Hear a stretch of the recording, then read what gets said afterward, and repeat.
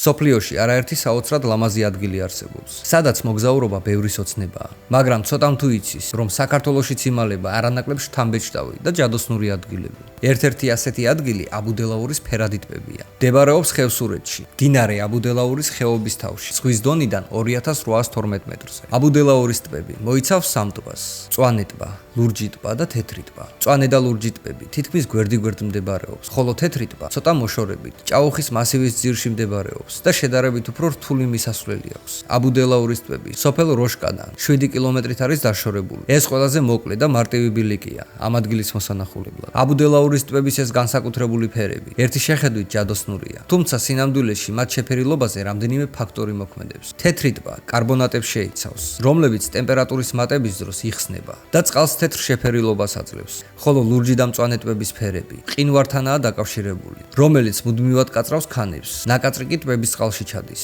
დიდხანს არ იძირება და მზის სხივებზე ლურჯ და მწვანე ფერებად ირეკლება. აბუდელაურის ტბები გაზაფხულის ბოლომდე თოვლითაა დაფარული. აგვისტოში კი წყლის დონე შედარებით იკლებს. ამიტომ სანახავად საუკეთესო დრო ივნისი და ივლისია.